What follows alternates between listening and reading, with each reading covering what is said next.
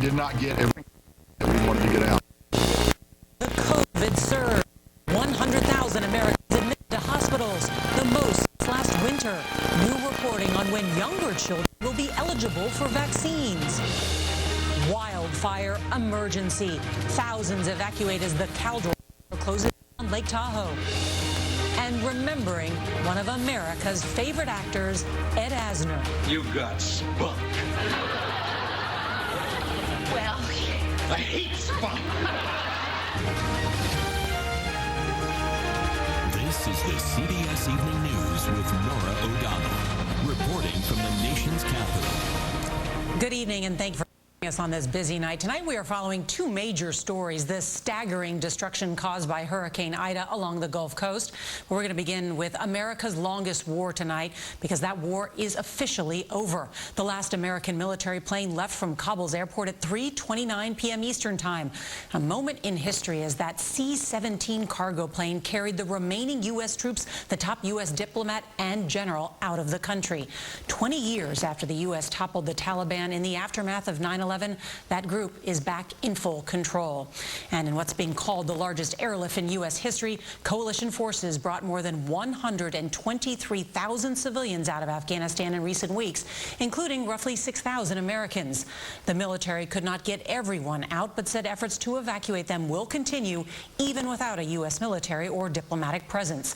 CBS's Ed O'Keefe is going to lead off our coverage tonight from the White House. Good evening, Ed. Good evening, Nora. Tonight, President Biden has fulfilled his campaign pledge to end the nearly 20-year war, but the historic evacuation came with a bloody cost, leaving plenty of questions unanswered and big challenges ahead. Tonight, the U.S. retreat from Afghanistan is complete. And the last manned aircraft is now clearing the airspace above Afghanistan. The final American flight lifted off out of Kabul airport just after midnight local time, where it's now August 31st, the president's deadline for withdrawing after a bloody and costly 20-year war. It's a mission that brought Osama bin Laden to a just end, along with many of his al-Qaeda co-conspirators. And it was not a cheap mission. The cost was 2,461 U.S. service members and civilians killed, and more than 20,000 who were injured. Social media showed the Taliban celebrating their return to power tonight with heavy gunfire. Earlier, in the frantic closing hours of the evacuation, military aircraft had to shoot off flares to divert potential rocket attacks. Roughly 6,000 Americans were pulled out in the last 16 days, but hundreds likely remain behind, as do thousands of Afghan allies who'd hoped to get out. The evacuation caps one of the largest in modern history and the end of a catastrophic period for President Biden. Thursday's suicide bombing outside the airport, killing 13 U.S. service members and hundreds of Afghans, turned the withdrawal mission into a full-blown crisis. Mr. Biden honored the fallen and grieved with their families at Dover Air Force Base on Sunday. With another attack imminent this weekend, the Pentagon targeted an ISIS-K suicide bomber with a drone strike, which witnesses charge also killed civilians, including several children. 10 persons has died in here. We lost 10 persons, including of my daughter. He was 2 years old. U.S. officials say they've launched an investigation into the incident.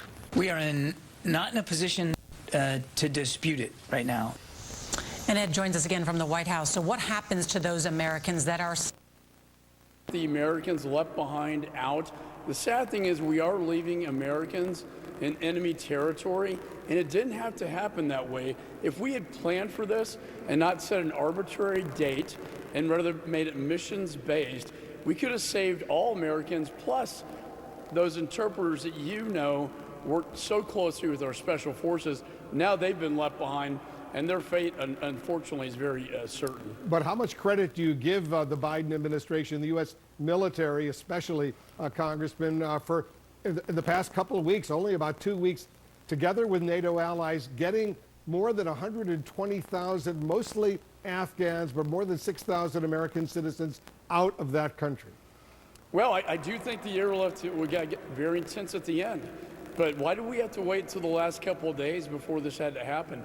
I just rejected the premise of complete withdrawal, no conditions based with a time certain.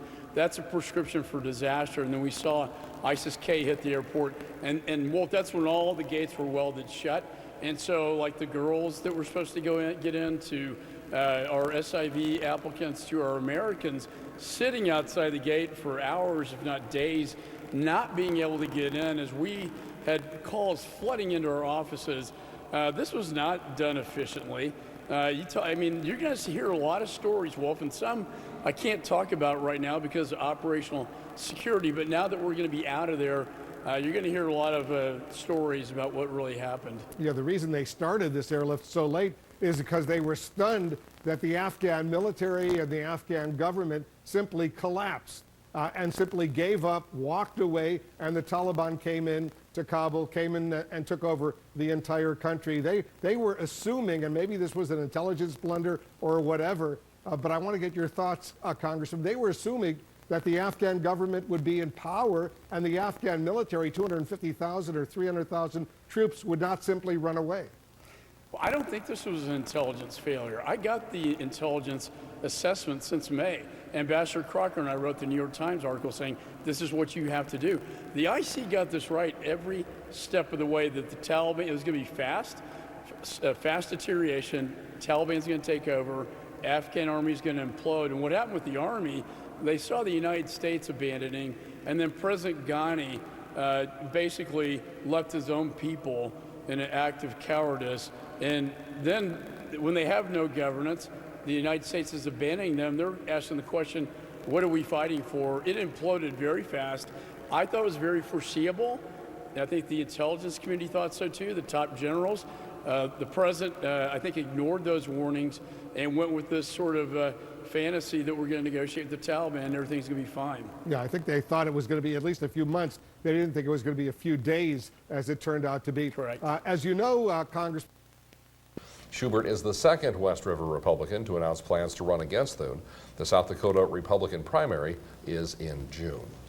South Dakota's redistricting efforts are underway. The committee overseeing that work met today in Pierre. It was the first meeting with the new census data, allowing them to begin laying out the framework. Austin Goss has the latest from our Pierre News.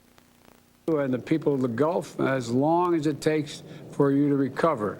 And tonight, the concern in the hours ahead is the people still stuck in their homes without 911 and without power.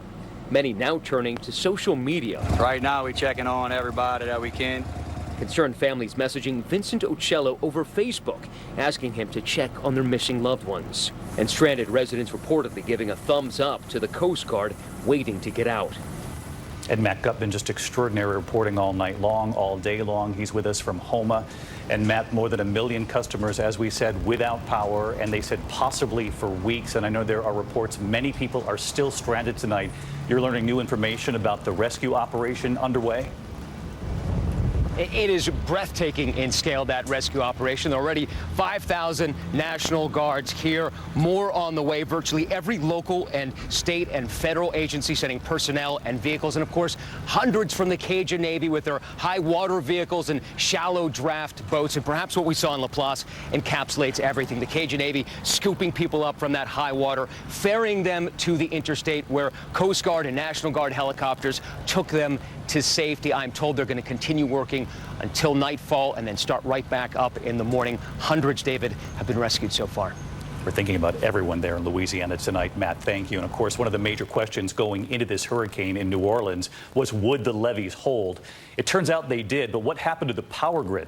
All 8 transmission lines feeding the city failing. ABC's Victor Kendo in New Orleans tonight. Tonight, with most of New Orleans paralyzed without power, officials are warning it could be weeks or more.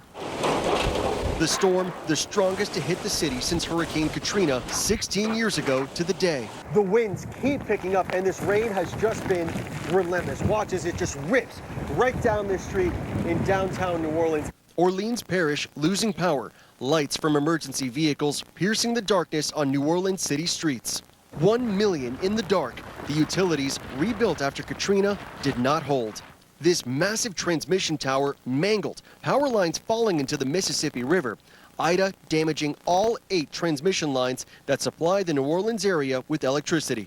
Here's a look at Hurricane Ida's aftermath. This power pole crashing right down on top of this car. It also looks like it snapped in half. You've got these down lines. They stretch clear across the block.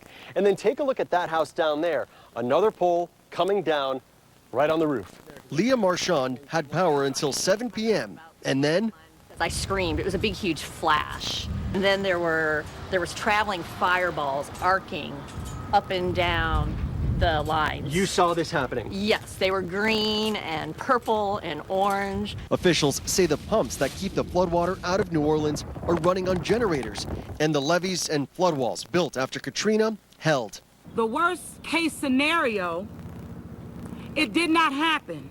However, the impact is absolutely significant. High winds blowing off roofing and shattering hospital windows. ASNER Health says they're transferring 165 hospital patients out of hard-hit zones. We got some of the water and the mechanicals, and that's why we're evacuating the facility until we can make sure we got everything tuned up and ready to go again. With hospitals in Louisiana and much of the Gulf Coast filled with COVID patients, they had to shelter in place. And hospitals reinforced after Katrina largely held too. Generators keeping the power going. And tonight we've checked in with many hospitals in the region. Many have lost power. They're running off of those generators. Some sustained external damage. And for those in the really hard hit areas, they did have to transport some of their patients, but other hospitals stepped in to help. And while the circumstances are incredibly difficult right now, it does seem like the plan they had in place is working. David? Yeah, the vast majority of the hospitals held, and we salute all of those frontline workers. Victor, thank you. This storm is still on the move tonight. Major concerns over flooding as this now moves across the south and then right up into the northeast. Chief Meteorologist Ginger Z live from New Orleans with the Jackie Jarris in Baton Rouge. Jackie, you point out that a lot of people without power are going to be up against some warmer temperatures, although today the cloud cover has really helped to kind of keep things in check. Yeah, it really has. You know, the sun is actually shining right now. We had a heavy downpour at the top of the hour, and now the sun's out. And this is really the first time today. You know, for the most part today, after talking with a lot of folks here in Baton Rouge, they're grateful. They don't have power, but they feel very lucky that they have dodged a bullet with this one and that the worst of the winds and the heaviest of rain has stayed off towards the east. Now, that said, some of whom, despite the characterization that they want to stay, want to get out of Afghanistan. How can we as a country have left, even though it was a big Herculean effort to get all those people out, left Americans on the ground? Well, the public messaging was all over the map on this. I had many private conversations, and we had a classified brief last week for the Armed Services Committee.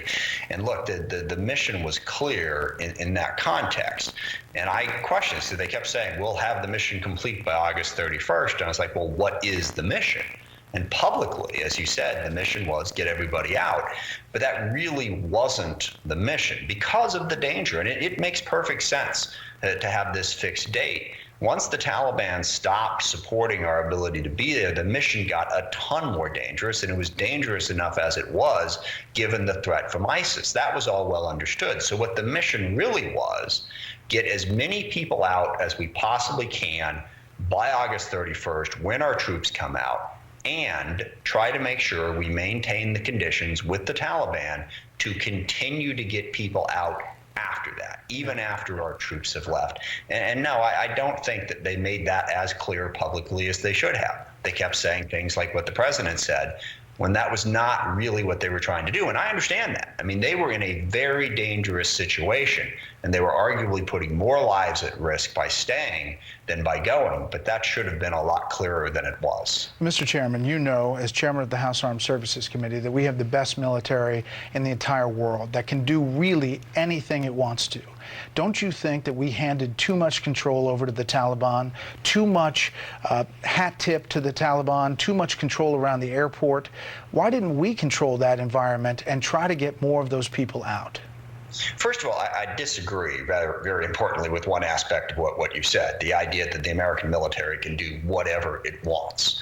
I think that outlook and that attitude, it goes a long way towards explaining the struggles that we've had in Afghanistan in the last 20 years. The American military is the most capable military force in the world. If any military in the world can get something done, then it's going to be ours. But I mean, it could secure an airport, it could secure an area, it can make safe passage for Americans. I'm getting to that. Okay. But you said I got you. Yeah, and that attitude gets us in a whole heck of a lot of trouble. So I want to make sure that we understand that. Second, as far as the mission on the ground, I've spoken with General McKenzie. He does not agree with your assessment of our ability to secure that area in that environment between ISIS and a possibly hostile Taliban. They tried after they secured the airport, which wasn't easy at first step. They then, in some instances, went outside of the airport to bring people in to help them out. But the ability militarily, as it was explained to me, to secure Afghanistan, you saw the vulnerability that we had when the suicide bombers showed up. So I think we would have been placing a great deal of lives at risk if we had tried to stay longer and do that. Extraordinarily difficult call, but I think the risks were higher than most people realize. No, I agree with you. And having been on the ground, it is tough. It's really tough, and the military did an amazing job doing what they did. However, with the decisions that were made, how we did it, and the closing of Bagram Air Base and the stopping of air cover for the Afghan forces, seemed like it was a confluence that could have been done differently. Well, it certainly could have been done differently. Now, I do think that President Biden is getting a lot of unfair criticism for having made the tough decision that so many before him would not make. And that was to acknowledge that we weren't going to be able to sustain an Afghan government forever. That mission was not working. The criticism I have, and we talked about this in our hearings in the Armed Services Committee and our meetings with the Defense Department back in January and February, we should have gotten the civilians out sooner. We should have started that process in March and April. They were still going through the normal SIV process, which takes a ton of time. Right. You know, they should have sped it up like they did once we went in on this mission much sooner than they did. I think that is a very legitimate criticism.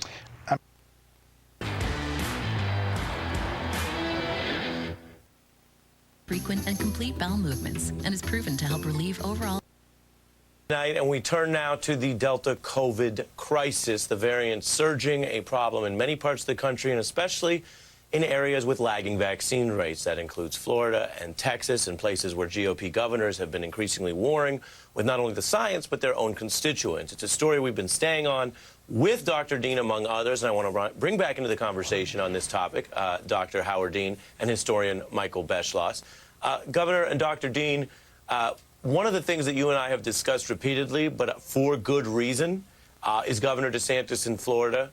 It is late August, people are busy, and there were many different stories. So one of the big things that people may or may not have caught late last week was the rebuke that he got by a judge over this mask battle in the schools.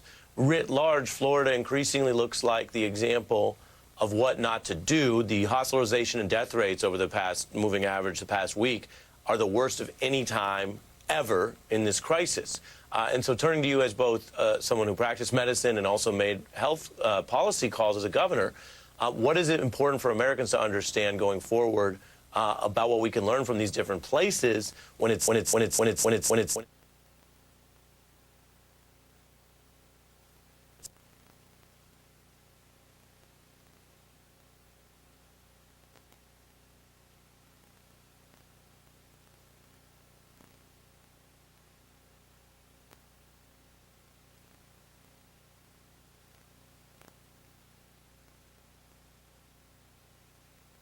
Storms will be with us early.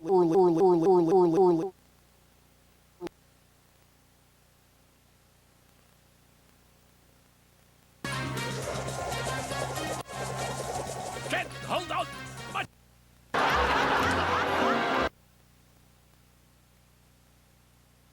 Up there. There's a stationary front up in here, and here comes Ida. So we've got problems today in mostly two separate areas with two separate weather systems, but kind of in between in Kentucky and Tennessee, they're starting that merging process. Let's talk about Ida itself, where we've got the flash flooding problem, especially on the eastern side with these training bands as the depression moves north, and you still are tapping into moisture from the Gulf of Mexico. We have aerial flood warnings down on the Gulf Coast because of all the flooding we've had. bad, even though the rain has mostly stopped, although don't like to see this band coming through coastal areas of Mississippi. You don't need any more rain in Pascagoula tonight. But this training band here in east central Mississippi, that's the big problem right now, where we've got a flash flood warning in Meridian and Quitman. This is Clark and Lauderdale counties till 8 local time. So this has been extended compared to earlier. You're getting little breaks now and then, but then another band comes in. So we've had the water-covered road reports there in Meridian. In Quitman, a broad area of flooding along Highway 145. And way over here in Burns, flooding caused a washout on Smith County Road 559. So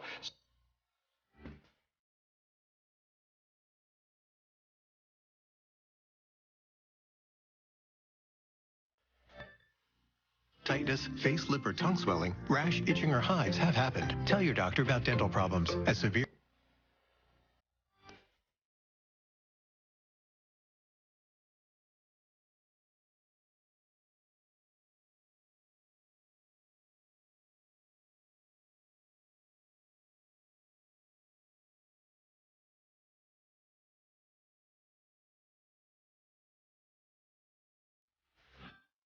average up to 12 pounds. In adults also weight, and neither should you. With the gradual release technology. Go wild. C-Bond. BrilliantAuto.com.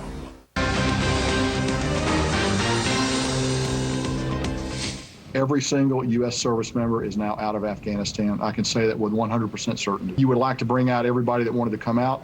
We're not able to do that. The situation wouldn't allow it. I think we did a very good job of getting everybody that we could get out, given the unique the challenges of the tactical situation on the ground. Well, they did get 123,000 people out of Afghanistan, most of them Afghans, about 5,000 to 6,000 Americans, but there are some 250 to 300 Americans still on the ground. We're back with the panel. We should point out that the Secretary of State has started to have a statement at 5 and then 5:30, 6 o'clock it was going to be, and then 6:30. Now it's 6:50. So we don't know what's happening. So we're going to stop showing the podium because we don't think he's coming out before the end of the show. Trey, the interesting thing about the Americans that are still on the ground, as we're talking about the 250, and the administration keeps on saying, there's some people that wanted to stay, or some people wanted to be there. We know that there are some people that want to get out of the people who are on the ground, let alone the fact that the Taliban has been holding hostage for about a year a Navy veteran. His name is Mark Freerichs. They took him about a year and a half ago. And there was efforts to make a deal, but they still hold hostage an American. So the thought that suddenly these Americans on the ground are going to have an easy time just getting to the airport, I hope they do. We all hope they do. But they're holding an American hostage currently.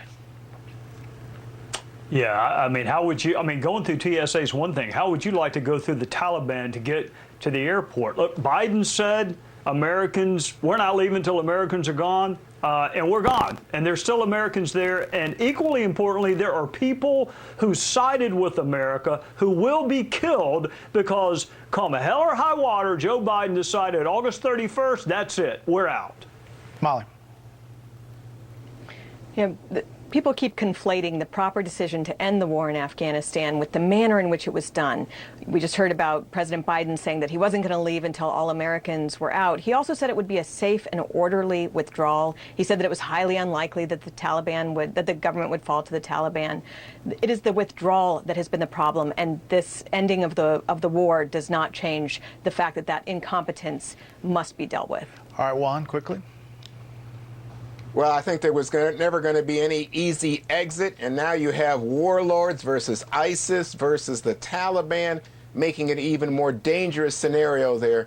I just think it's a capital letter day to say this 20-year forever war is over. We hope it's over for good, Juan, and we don't have to go. That's the question to you. About the same or worse? Well, first, do I get a little credit? My elder son is a student in medical school. Howard, Ari, does that help at all? Yeah. Wish I had that kind of training. Oh, as this has been happening the last couple of months, I keep on thinking of April 12th, 1955, the day that Dr. Jonas Salk announced that his polio vaccine was successful. And what happened after that? Polio had been a curse on this country, afflicting a wide number of people. And President Eisenhower had Salk to the Rose Garden, said everyone should have this vaccine. The power of the federal government was put behind, and the same thing was true in virtually every state and city that I know of. There were public facilities where people would go and get shots, local basketball court or local auditorium. That was a time when people had faith in science, faith in medicine, faith in their president, faith in their government. And here we are in 2021, and life is extremely different.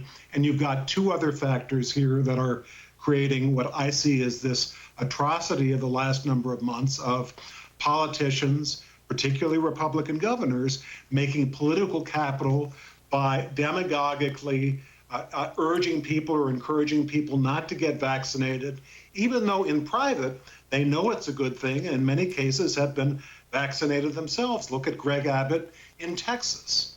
But the two things that we have now that we didn't have in 1955, number one, was this distrust of any kind of authority. Look at the contempt that so many people would have for Dr. Fauci or for, the CDC or any organization that tries to use the lessons of science to advise Americans. And the other thing that exists nowadays is social media, which was not there in 1955. If you were getting news and guidance, you probably got it from a mainstream newspaper or magazine, or maybe from a national radio network. TV news in 1955 was no more than about 15 minutes a night. And that would give you a different source of information than nowadays when you've got the Nazi channel and people who are looking on the internet looking for the latest pronouncements of QAnon and strange people, and governors and politicians throughout the country who, instead of acting as leaders, they're running after these people, trying to get their votes by saying things against vaccinations that they know are not true. The worst sin in American society is for a leader to knowingly say something that is not true, especially something that will lead to people's deaths, just to get votes. Yeah, I think you make several important points, including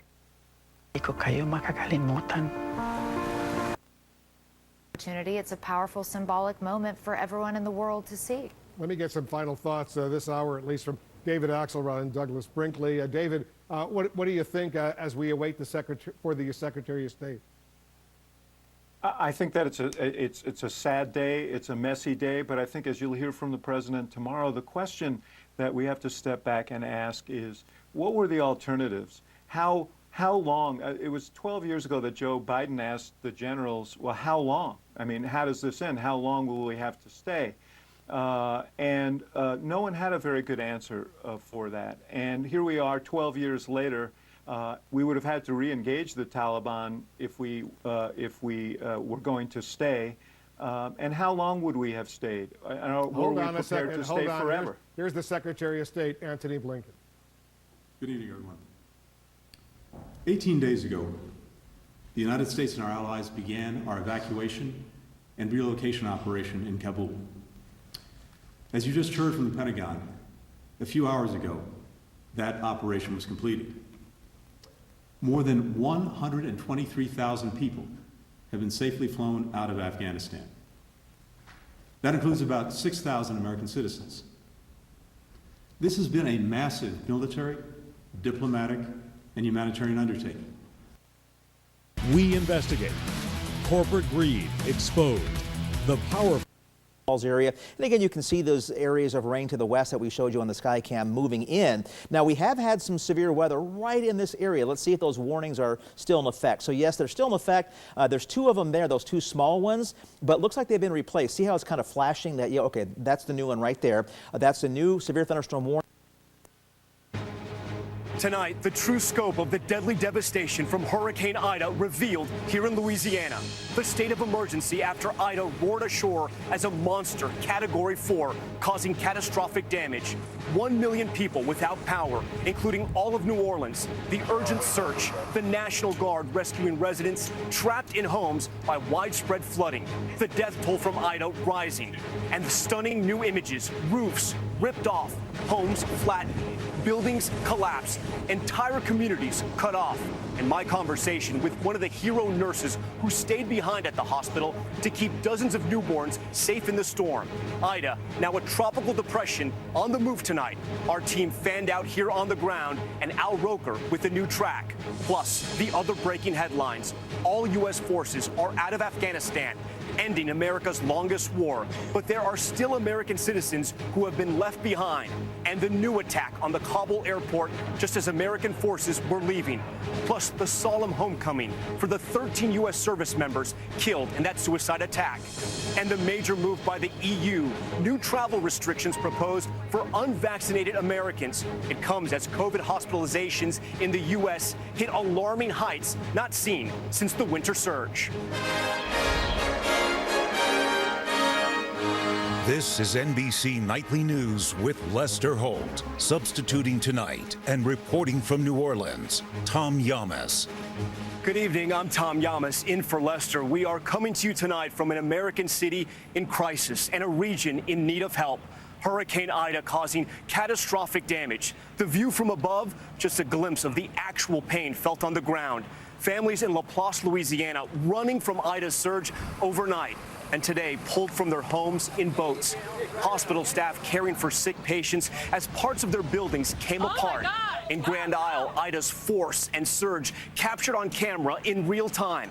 And now a cleanup underway so people have some place to stay. And tonight you'll meet the nurse who cared for dozens of babies in a NICU unit, unable to see her own children to help infants in need of all of this as New Orleans faces a new type of disaster. No power anywhere in the city. At least 1 million still in the dark. Tonight, it could be weeks before it comes back. The death toll tonight stands at 2, but the governor warning that number will likely go up. We have a team of reporters fanned out across the region, including Al Roker. Tonight, a look at New Orleans, reeling from Ida. Tonight, desperation in Louisiana. The storm just came, took everything. You don't have anything left? Took everything. Entire communities cut off, power down, and for many, no cell signal to call for help. Officials in an urgent race to find terrified families still trapped. It was the worst thing ever. I got my baby out, though. I wasn't going to stop until I get my baby out. In Laplace, people rescued from their homes using high water vehicles and boats, including Donrella Brown, who is pregnant. How high was the water? The water was to my stomach. So your stomach, where you're carrying your baby, was underwater? Mm-hmm. What were you thinking? I couldn't do nothing but crying. Brown's message to officials tonight. I'm about to be a mother of 7. I have nothing. We need help. Others turn to social media. Tiffany Miller, also in Laplace, begging for help while trapped in her attic in the dark. Water came in, and it came in kind of quick. So the only thing that we could do was climb in the attic.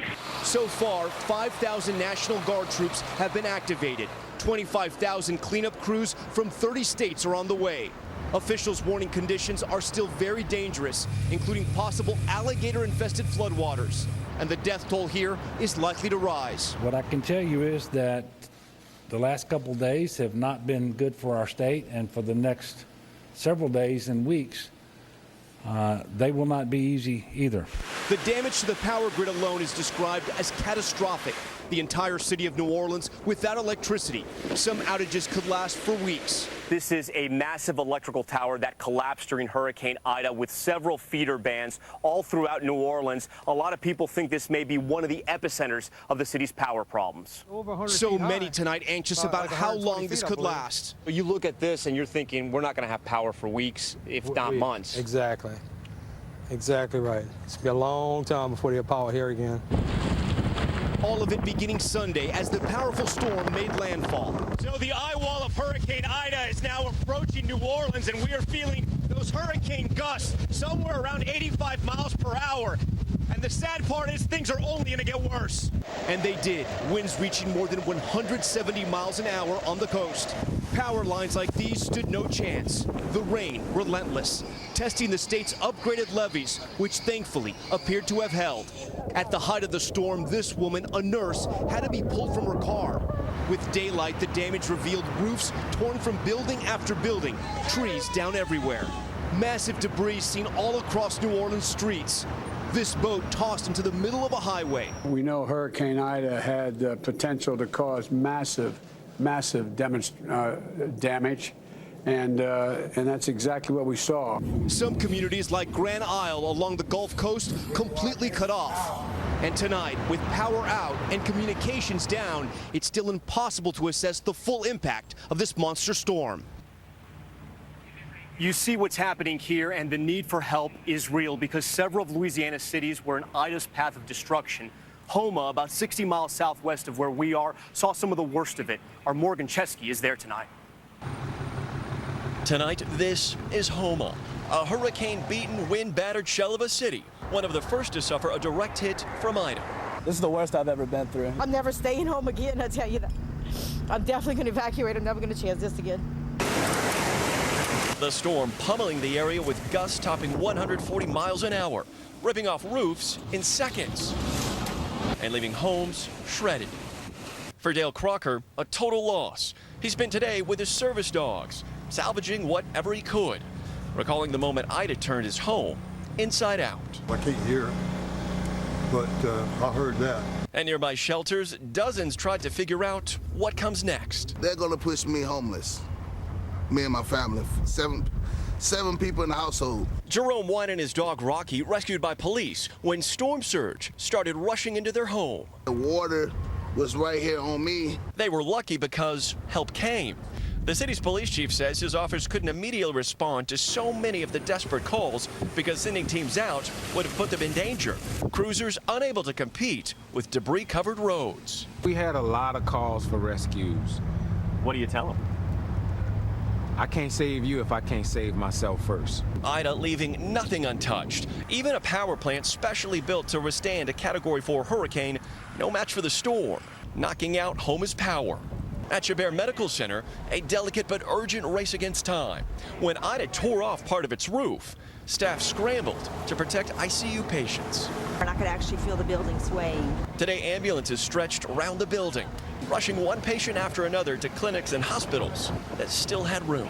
And tonight, despite the damage, there is some good news. The hospital telling me they were able to move every single patient that needed care. The focus now, making critical repairs here before another potential hurricane moves in.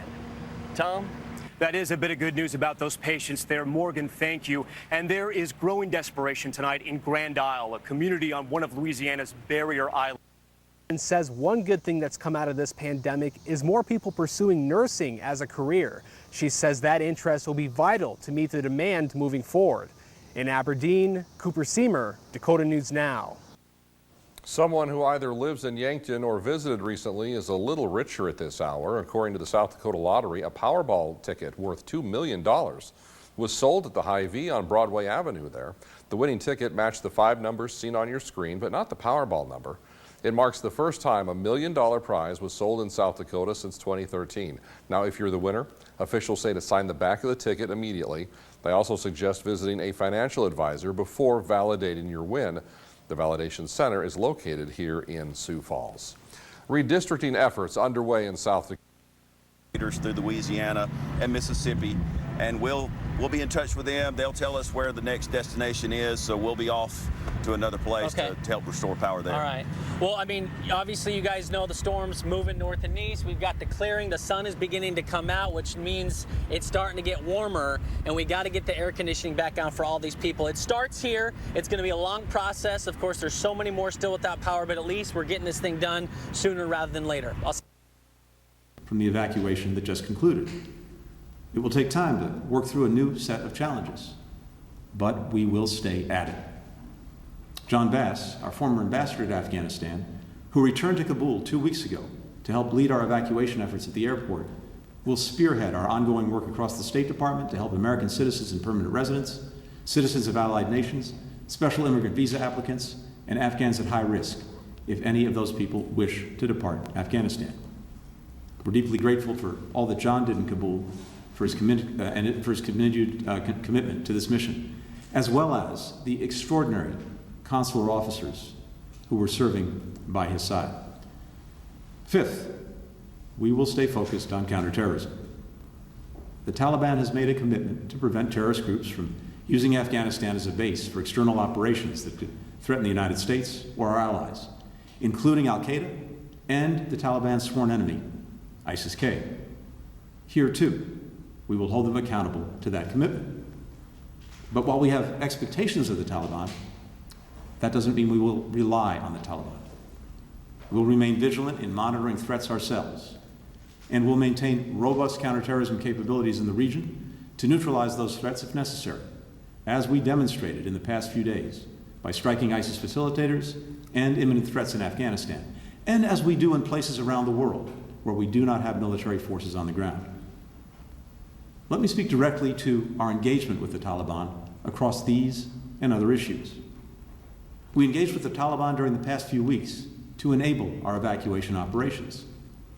Going forward, any engagement with a Taliban-led government in Kabul will be driven by one thing only: our vital national interests. If we can work with a new Afghan government in a way that helps secure those interests, including the safe return of Mark Frerichs, a U.S. citizen who's been held hostage in the region since early last year, and in a way that brings greater stability to the country and region and protects the gains of the past 2 decades, we will do it. But we will not do it on the basis of trust or faith.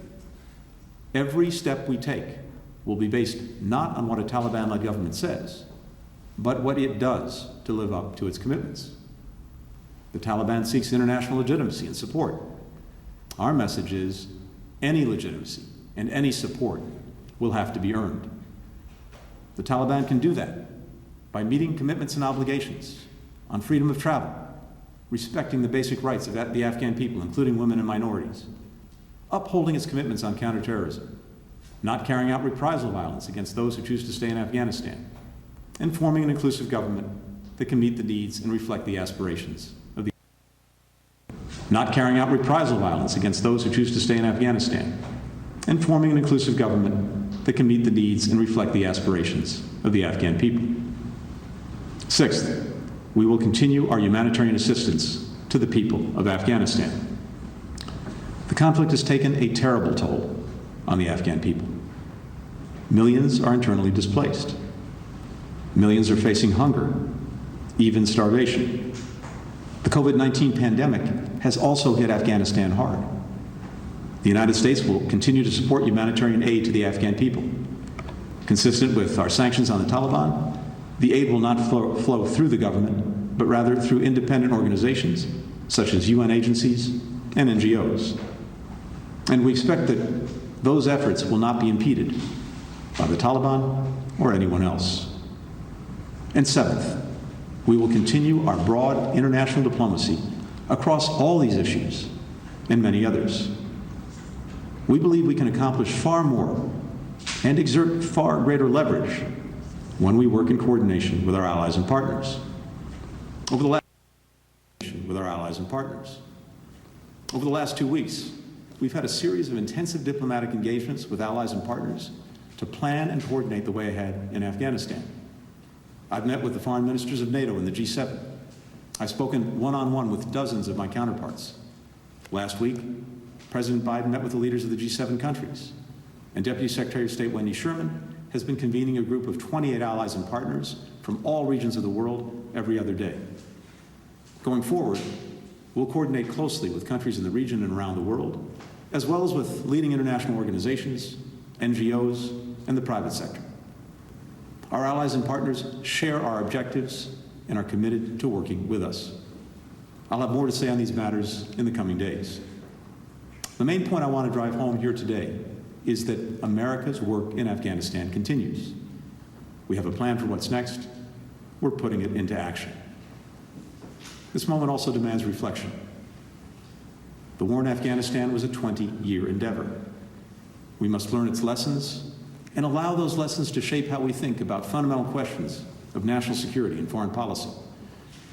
We owe that to future diplomats, policymakers, military leaders, service members. We owe that to the American people. But as we do, we will remain relentlessly focused on today and on the future. We'll make sure we're finding every opportunity to make good on our commitment to the Afghan people, including by welcoming thousands of them into our communities, as the American people have done many times before, with generosity and grace throughout our history. In this way, we'll honor all those brave men and women from the United States and many other countries who risked or sacrificed their lives as part of this long mission right up to today. Thanks for listening.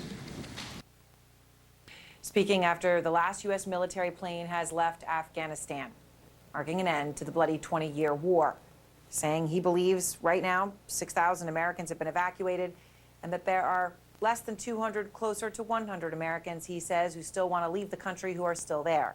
He says there's our slight risk for severe weather, level 2 out of 5 in yellow, going all the way through our West River locations down to Winter into Yankton as well. Marginal risk from Aberdeen south and east into Huron, and eventually toward the Sioux Falls area. So here we go through Futurecast. You can see those showers and thunderstorms developing as we head through the rest of the evening and into the night for that matter. And again, these could be some pretty big hail makers at times, so you will want to make sure that you take all necessary precautions.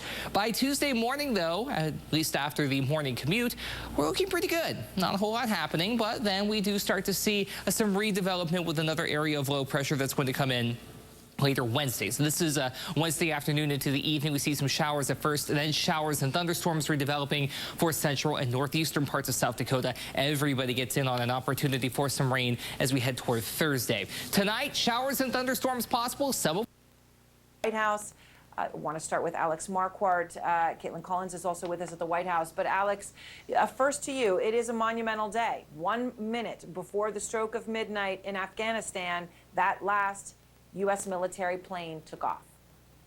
It did, Aaron. 3:29 Eastern Time, so 11:59 Kabul time, the day before this U.S. deadline was reached.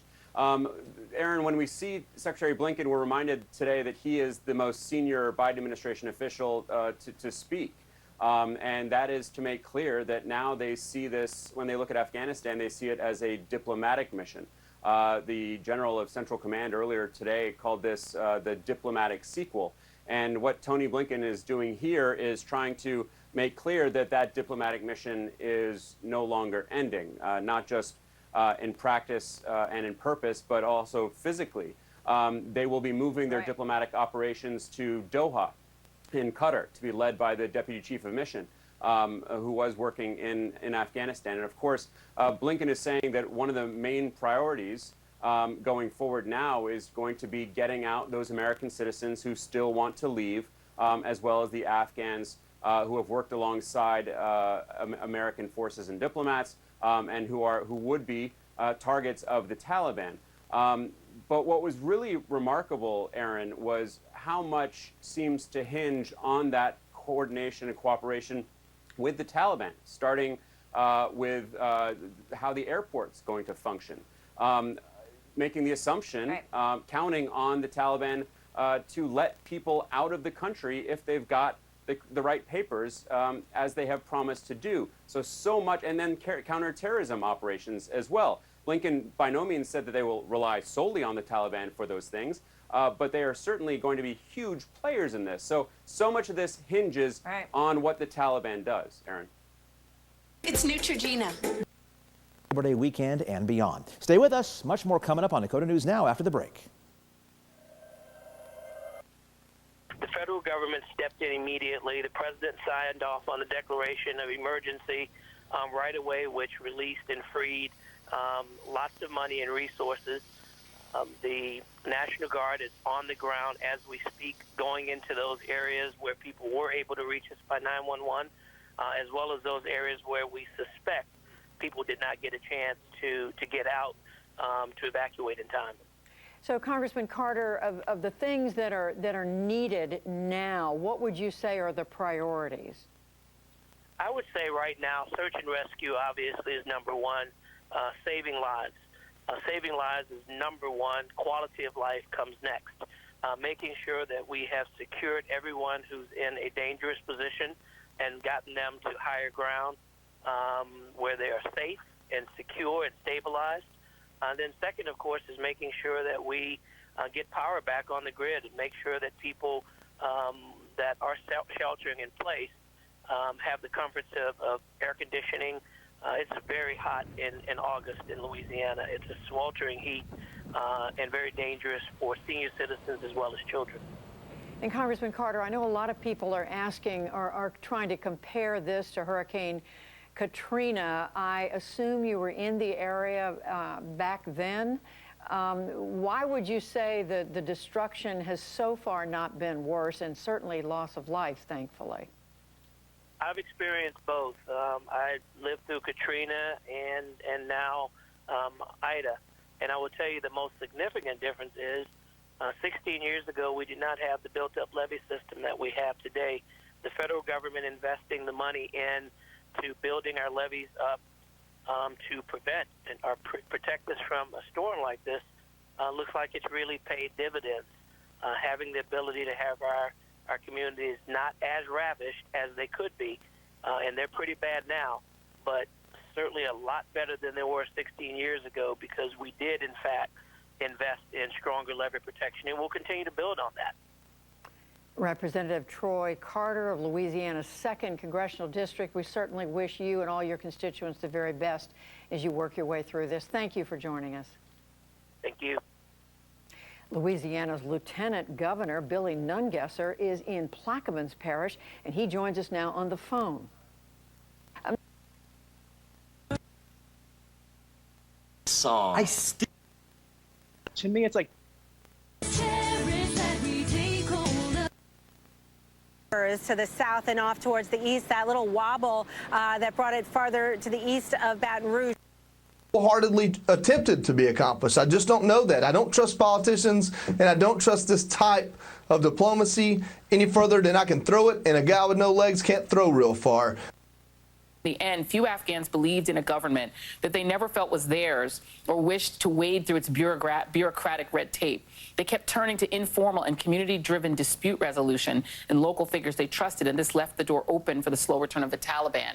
And as I turn to you, I want to show these images that I think were used in some ways to manipulate the previous president who did want to get out, Donald Trump, but also which stick in the mind of people who know anything about Afghanistan, that was sort of a modernist pieces, had cosmopolitan parts in the past. And here it is, these images, I don't know if we can pull them up, of Afghanistan before the Taliban, which took over in the 1990s. This sort of modern country with movie theaters and women not covered. And, you know, that kind of idea, do you think, is what fooled America into thinking that the part of Afghanistan that was cosmopolitan could just be reinserted on a culture that largely outside of those cosmopolitan areas is more tribal and just something we don't understand? You're exactly right. I think this was the illusion that we saw after 2001, all these great ambitions about basically re-engineering a society. Changing a culture is a very difficult thing. And also we have to ask ourselves, is it really America's role to transform a culture? If Afghans themselves want to transform their own culture, that is their right and that's their jurisdiction. But for us to come in and sort of have this idea of superimposing Western institutions on Afghanistan. So, for example, we supported a very centralized presidential system, which was not ideal for Afghanistan because it's a very divided society along ethnic, religious, and linguistic lines. So what you want instead is to have a decentralized, localist approach instead of having a one-size-fits-all one, and that wasn't the case. And also, I think trying to impose a Western-style modern legal system with judges and courts in the American image, basically. And, you know, you mentioned the quote from my piece. A lot of Afghans have a longstanding preference for localized solutions, for informal dispute mechanisms where you have tribal elders that get together and they try to resolve things very, very quickly instead of going through a corrupt central government that they didn't trust, and corrupt courts and judicial systems that weren't actually effective. We spent hundreds of billions of dollars trying to build that when Afghans said, no, thank you. We want to do it in a different way that's in line with our cultural traditions. That doesn't mean that they like the Taliban. It doesn't mean they have an extremist vision of Islamic law. There is a middle ground where you try to respect local cultures as you're trying to make changes. And I don't think there was a lot of sensitivity to that, in part because most Americans don't have, including policymakers, don't have the patience to learn about local cultures and to work with local actors in a constructive way. We come in with our own ideas and we say, hey, we want to make you into our own image. And that's also not the purpose of war. War is to break things and win battles. And so I think we get the two conflated. Yamiche, one thing you have to give President Biden, he has had the exact same attitude toward this endless war since he was vice president under President Obama. He did not want to go in and put in more troops. He did not want to nation build. You have to give him courage for having the guts to take the political blowback, to be the guy to pull the plug. How are they feeling inside the White House today about this decision, and how confident are they in these international agreements that sound good, as if the world will be able to put pressure on this new government, whatever it is, to do right by the Americans who are still there and the Afghans who want out? Well, President Biden stands firmly by his decision to withdraw U.S. troops by August 31st. The president had a long history in government, a long history in foreign policy experience through the Senate, and he looked at the Afghanistan war and said, we have to end this. We cannot send another generation of Americans into this country to die. It is, of course, tragic, and you can hear the solemnness in the president's voice and in White House officials' voices when they talk about the most recent terror attack and all the lives that were lost over the last 20 years in Afghanistan. But the president is saying now, I made the right decision. And when I talk to people who are close to the president and White House officials, they believe that history will judge this president as having made the right decision in this moment to pull out of this war. They really do underscore this idea that war is messy, that not everyone that we wanted to get out as the United States got out. We are leaving some people behind. You heard General McKenzie at the Pentagon today say there is some heartbreak here. There are people that we wanted to get out that are going to be left behind, and the White House and President are saying our commitment to those people does not go away, even as diplomatic missions now move to Qatar away from Afghanistan. But there is also this feeling that there was this massive evacuation effort where 123,000 civilians were moved out in the last 18 days in Afghanistan. So that while you feel the heartbreak of White House officials, there is a real feeling that this was the right thing to do, and that they did really have a successful mission in taking people out of Afghanistan and in also identifying who still wants out. Yeah, war is messy, you know. There's no pretty way to lose a war. Representative Auchincloss, I'm going to come back to you on that, to talk to the veterans like yourself, those who serve, because at the end of the day, very few Americans participate in our military and actually bear the bloody burden of carrying out our political policies like the one in Afghanistan. Speak to those veterans, and how are the folks that you're talking with feeling? You know, it is heartbreaking because it was a mission they couldn't have accomplished. There's no way to accomplish it. But many of them gave their lives and their bodies to try. I think hope and heartbreak are the right words. Heartbreak in that tens of thousands of Americans and Afghans died over the last 2 decades in a counterinsurgency that had no political endgame. And that was this president's key insight, was that while we could win every battle, we were still going to lose the war because there was no political partnership in Kabul and no organic nationhood on which to build in Afghanistan. But hope as well, because literacy rates have doubled in Afghanistan. Access to electricity has quadrupled. There's 4 million girls in school now that weren't there 20 years ago. The Taliban have taken over the country, but they're taking over a different country. And I don't want to be disingenuous about this. I have a 3-week-old daughter. I do not want her to grow up in Afghanistan, but there is the glimmer of hope for women and girls there, that their society may permanently have changed for the better for their aspirations. Indeed. I think America is doing some growing up this week and learning we are. For your everyday life, watch the Avera Medical Minute on Dakota News Now.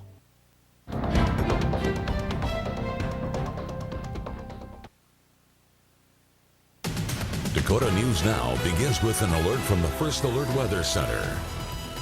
Good evening, everyone. I'm Sam Wright. Andrew is away from the desk. We begin tonight with a severe weather alert, and meteorologist Tyler Roney has been tracking the latest on what we can expect this evening. Good evening, Tyler. Hey there, Sam. Yeah, we've still been kind of watching out in the southeastern part of South Dakota for just these very isolated severe storms so far, with the main threats being for 60-mile-an-hour wind gusts and hail up to about the size of $50. But so far, at least at this present moment, no warnings going on, at least right now. We're likely to be seeing that change, though, of course, as the night goes on, because again, these storms kind of bubble up and weaken a little bit more. Meanwhile, we're watching out in the northwestern part of the state as well, as we are seeing some severe thunderstorm warnings in that part of the state. But we'll first focus on what's going on in the southeastern portions of the area. And a lot of these showers and thunderstorms kind of skirting around the Sioux Falls area for now. Some of the stronger storms moving into northwestern Iowa, just north of Sioux Center, northwest of Sheldon. Mitchell, you're seeing some rain at least on kind of the southeast side, and now just moving off to your east. Madison, you're about to see some of those showers and storms as well, and they are to the north of Yankton. So again, nothing right now, but again, we could have another isolated severe storm here over the next hour or so. Meanwhile, off to the north, multiple severe rain and wind. More than 1 million people currently without power. More than 2,000 miles of transmission lines are down. Let me just say that again. More than 2,000 miles of transmission lines are down.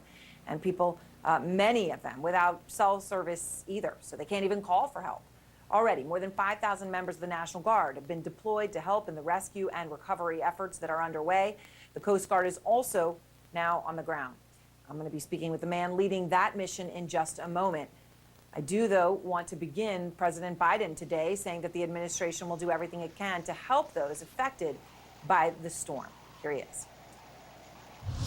We're going to stand with you and the people of the Gulf as long as it takes for you to recover. Jason Carroll has more tonight from Houma, Louisiana. Throughout much of downtown Houma, Louisiana, one can see the damage from Hurricane Ida in nearly every direction.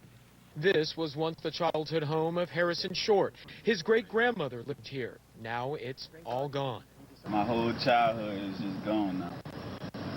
All of our memories just left from one storm. Across the street, the barber shop destroyed. The home next door is still standing, barely.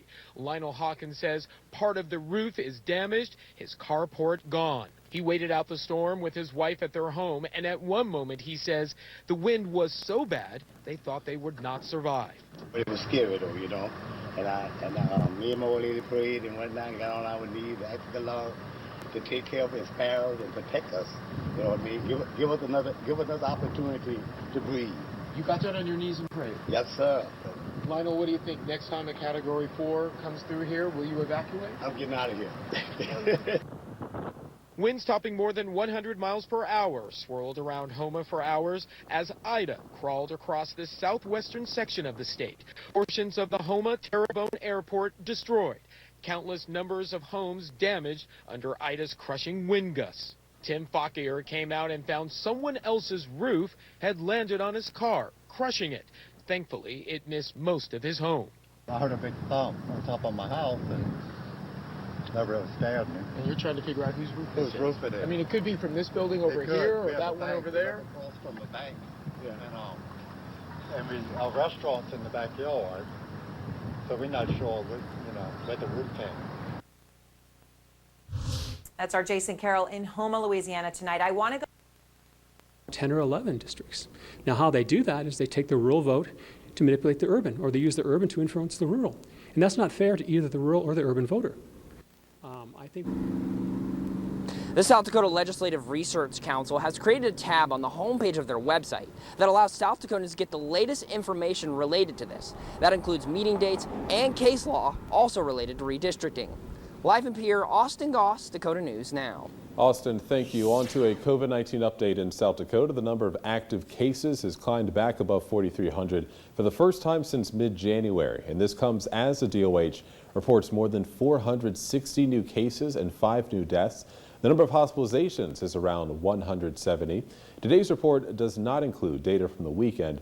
Those figures are included in the Tuesday report each week. Meantime, COVID-19 and flu vaccines will be available while you're enjoying this year's South Dakota State Fair. Hy-Vee announcing today that they are offering both vaccines at clinics during the fair. Those who decide to get the COVID-19 vaccine will be able to choose from the Johnson & Johnson, Pfizer, and Moderna. Those who do get vaccinated will have to wait 15 minutes after for observation. The clinics will run from this Thursday through Monday from noon to 4 in the afternoon. Search and rescue efforts are underway after Hurricane Ida roared ashore along the Louisiana coast Sunday as a powerful Category 4 storm. Destruction is widespread and more than 1 million people now without power. So far, 1 person is confirmed dead, but officials warn the death toll is expected to climb as search and rescue teams reach the hardest hit areas. NBC's Liz McLaughlin has the latest from Louisiana. A massive search and rescue operation is underway a day after Hurricane Ida slammed into the coast of Louisiana. I think the damage is catastrophic. It's the worst that I've seen in the 20 years that I've been in the parish, and we've seen several hurricanes. The deadly Category 4 storm packing 150-mile-per-hour sustained winds and dangerous storm surge. It was pretty scary. It was pretty scary. Across the strike zone, the damage is massive. Residents describing the chaos as trees crashed into homes. And I really didn't have any time to react. And, just the ceiling came crashing down. Those in low-lying areas retreating to upper floors and attics to escape the rising water. Then it just progressively got worse till it was ankles, knees, almost chest level. So we just put the dogs on the counters and then we climbed into the attic. Making a bad situation worse. Ida's destructive wind and rain hovered over the state. Not only was this a Category 4 storm, but it stayed a Category 4 storm for hours over southern parts of Louisiana. In New Orleans, a sudden rush of water stripped their vehicles overnight as rescuers rushed in. Man, it was hectic. They had people crying, you had people fainting out there. Some people just haven't seen nothing like that before. Dangerous and destructive. Ida's impact being felt across the region. When night falls here, it will be a dark city. The entirety of New Orleans without power, half the state, and more than 1 million customers. And it's unclear when power will be restored. 25,000 workers from 32 states are being deployed to restore that power. But officials say that those in the hardest hit areas may be without electricity for 3 weeks or more. In New Orleans, Liz McLaughlin, NBC News. Continuing coverage in the Middle East, the United States has completed efforts to evacuate remaining civilians and troops from Afghanistan.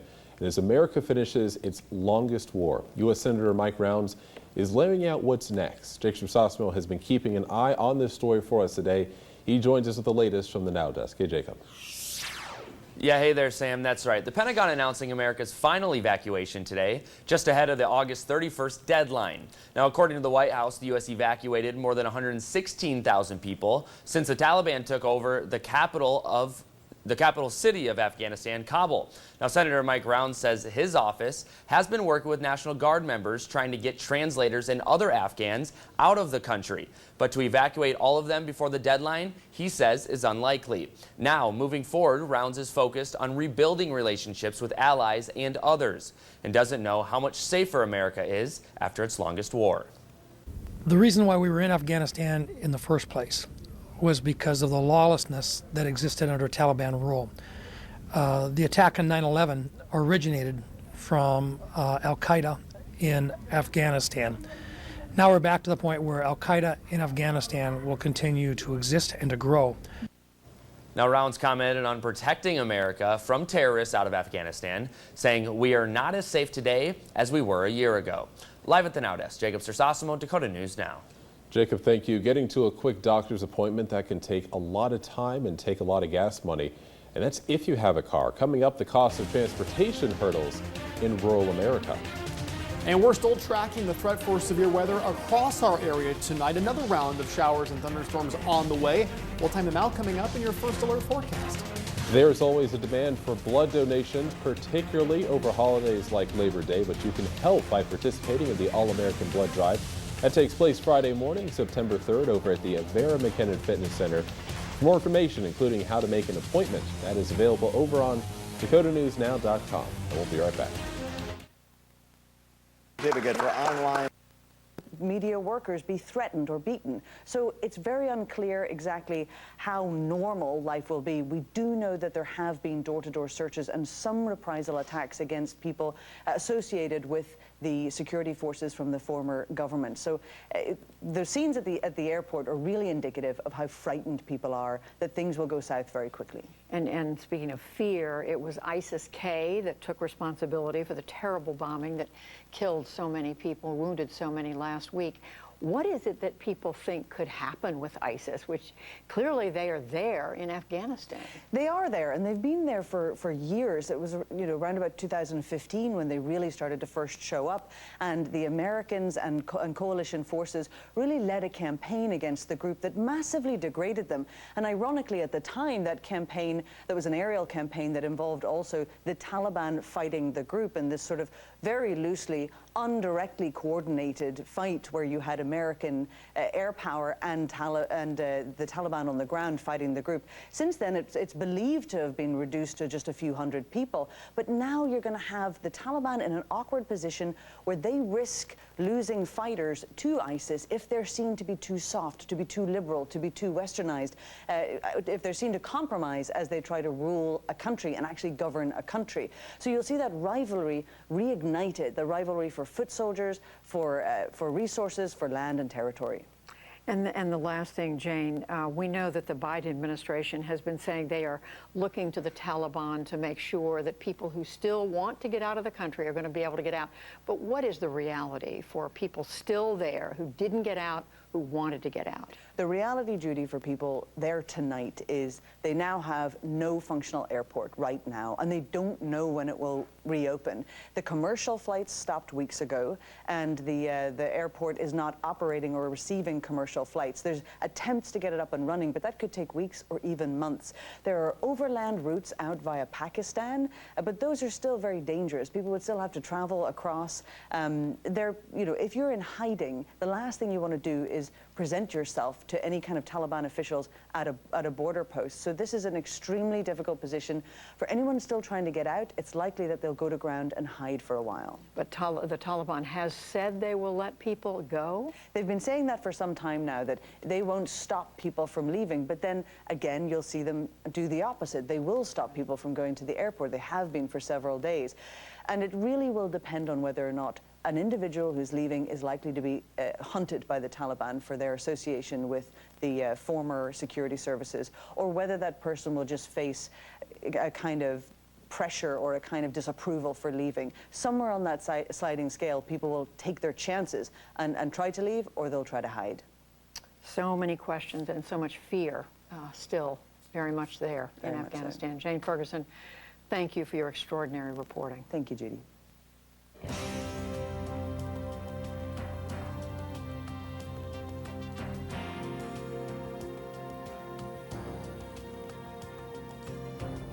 It is another critical time for President Biden, facing twin crises, exiting Afghanistan and a massive hurricane at home, all amid a major COVID surge. Yamiche Alcindor is joined by our Politics Monday duo. Thank you, Judy. They are, of course, Amy Walter, editor-in-chief of the Political Report, and Tamara Keith, White House correspondent for NPR. Thank you both for being here. America's longest war is finally over, Amy, and it's by a deadline that President Biden set himself. What do you make of this historic moment, given that there is, of course, some heartbreak about the people that we left behind, but also a sense of accomplishment on the Biden administration's part? That's right. I think that's a good way to phrase it. You have the success of the airlift, but most of what we've seen for the past 2 weeks or so has been chaos and carnage. And that, I think, is what is really driving, at least for Americans, the way that they're interpreting this moment. Now, how we're going to interpret Afghanistan a year from now, 10 years from now, really unclear. But I do think that for this moment in time, watching all of these scenes, watching the reporting by Jane, what you see is a country that is still in the midst of chaos, but also just the way in which the planning for this operation did not go, shall we say, swimmingly, the execution of it. And when you hear these stories of individuals actually trying to get friends, family, colleagues, people who served in the military out themselves, it raises a lot of questions about the role that the government should have played but was unable to do. And Tamara, White House officials tell me they think that history is going to judge President Biden as having made the right decision. No surprise on their part there. That said, as Amy just alluded to, there's a lot of criticism, especially from veterans that I've talked to, about how this all played out. What's your reporting reveal about this moment? Certainly, we're going to hear from President Biden tomorrow. He's going to address the nation. He will inevitably once again make the case for his decision. He has argued repeatedly that there was no other choice. They are highlighting the fact that 120,000 people got out. But, you know, the worst happened. 13 American service members were killed by terrorists. There are still a lot of questions, very serious questions about whether Americans are safer now than they were before, whether the military capacity and intelligence capacity exists to keep Americans safe, or whether Afghanistan is going to fall apart and become a place that harbors terrorists once again. And one thing that stood out from today's remarks from Pentagon officials was they were kind of like, our part is done, but the diplomatic mission continues. Right. And I think the way Americans will judge how this all turned out really still is off the horizon. And there are important questions about those people who were left behind, and there were people left behind. Will they be able to get out somehow, or are we going to hear stories about people who helped America being targeted by the Taliban or by ISIS-K? And we don't know the answers to a lot of these questions right now, but certainly President Biden in his remarks tomorrow is going to put down another marker to explain what he was thinking, and certainly to try to highlight the positives of what has been a very difficult several weeks. Women I can't have. Resort Saturday, September 18th. Experience the Vegas-style show and listen to favorites like Dunkashane and more. Visit GrandFallsCasinoResort.com to purchase tickets to help prevent flood damage with the Flex Seal family. Difficult evening for all of us. Now, our hasty retreat has left billions of dollars worth of weapons and artillery in the hands of the Taliban. But if you ask the White House, we now are somehow more safe from terrorism. Listen to this. Is the U.S. more or less safe today than we were before the Taliban took over? Well, again, we are not going to do anything that's going to allow terrorists to grow or prosper in Afghanistan or any terrorist organization. Wow, that's funny because that's what we just did. Tough talk coming from an administration that just made the Taliban, in fact, one of the best equipped militaries in the world, courtesy of your money, your work, your taxpayer dollars. Joining me now with more is Buck Sexton, host of the Clay Travis and Buck Sexton Show. Buck, you've got some experience with the CIA. You know the government. You know foreign relations. You know the nature of terrorism. Americans, unfortunately, also know a heck of a lot because of our history.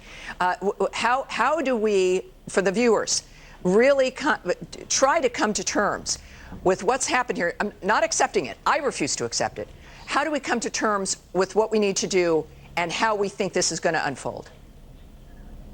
Well, Tammy, I think we have to prepare for a future here in which, as you point out, you now have the Taliban armed better than they have ever been and in a position where they have a narrative of victory over our trained Afghan national security forces, of course, which essentially melted away.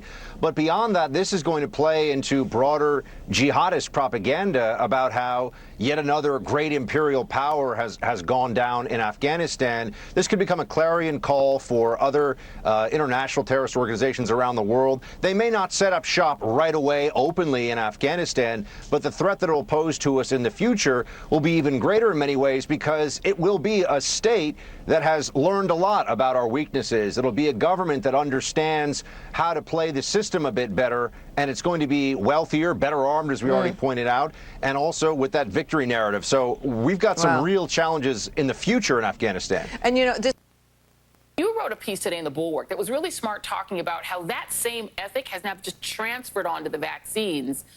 And the people who are basically feeding this at the local level are getting high on their own supply, and they're dropping dead.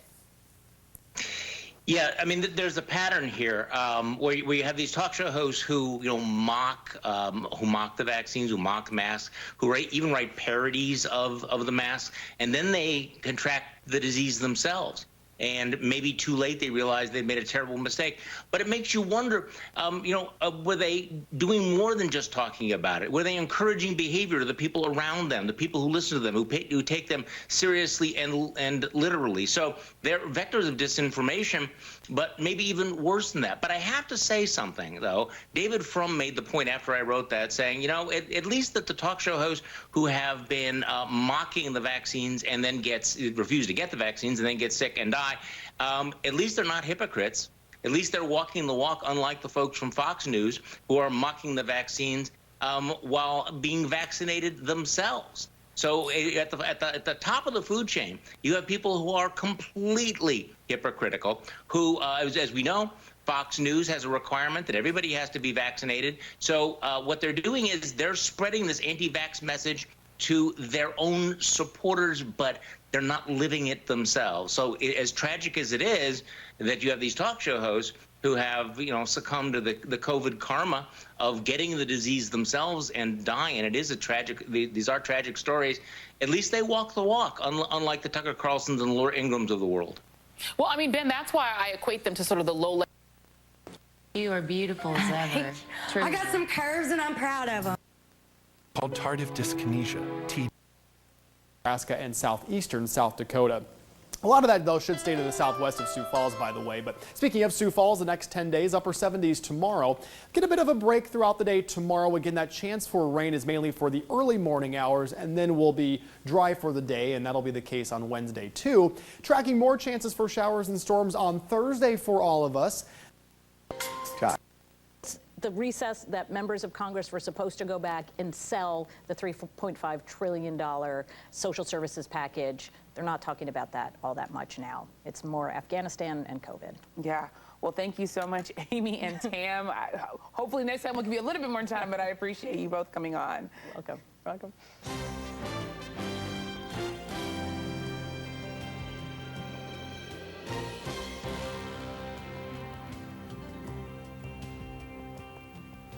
We close tonight with an honor roll, remembering the 13 U.S. service members who were among those killed last week in the terror attack in Kabul, losing their lives during the extraordinary effort to help Americans and Afghan allies flee in the wake of the Taliban takeover. 20-year-old Marine Lance Corporal David L. Espinoza of Rio Bravo, Texas. Marine Sergeant Nicole L.G., age 23, from Sacramento, California. Marine Staff Sergeant Darren T. Hoover, age 31, from Salt Lake City. Army Staff Sergeant Ryan C. Knaus was 23 years old. He was from Corryton, Tennessee. Marine Corporal Hunter Lopez of Indio, California, was 22. 20-year-old Riley J. McCollum, a Marine Lance Corporal from Jackson, Wyoming. Marine Lance Corporal Dylan R. Marola of Rancho Cucamonga, California, was 20. Marine Lance Corporal Kareem M. Nikui of Norco, California, was 20. Marine Corporal Deegan W. Page, an Omaha native, was 23. 25-year-old Marine Sergeant Joanny Rosario from Lawrence, Massachusetts. Marine Corporal Humberto A. Sanchez, age 22, of Logansport, Indiana. Marine Lance Corporal Jared M. Schmitz, age 20, of St. Charles, Missouri. and hospitalman Maxton W. Soviak of the U.S. Navy. He was from Berlin Heights, Ohio, and he was 22.